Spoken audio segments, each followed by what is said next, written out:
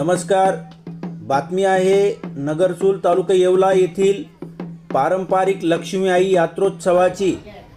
आषाढ महिन्यातील शेवटच्या शुक्रवारी भरणारा पारंपरिक लक्ष्मी आईचा यात्रोत्सव शुक्रवार दिनांक 18 सालाबादाप्रमाणे यंदाही उत्साहात साजरा झाला.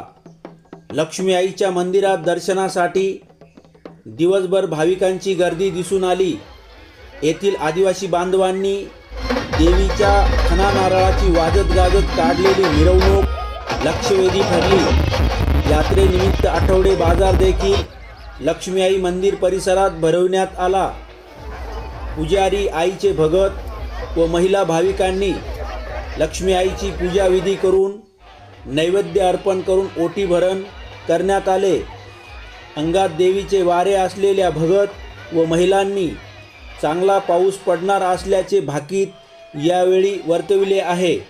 येवला ग्रामीण न्यूजसाठी सुदाम गाडेकर, येवला.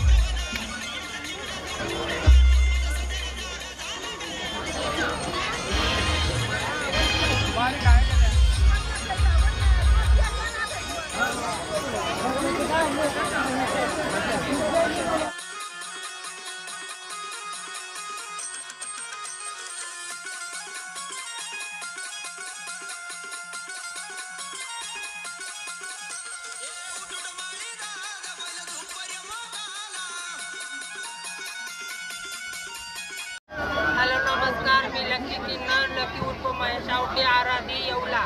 इथं मी नगरसूलमध्ये आलेले आहे. लक्ष्मी आईची यात्रा काढण्याचा दरवर्षी सालाबादप्रमाणे यंदाही आदिवासी समाज, माझ्या आराधी जोगती किन्नर लोक इथं येऊन जत्रा काढतात. आणि दरवर्षी वर्षात एक आठवडा पहिले शुक्रवार त्यांना मागण्यासाठी, आमच्या लोकांनी पण मागण्यासाठी त्यांना फुल परमिशन दिलेली आहे.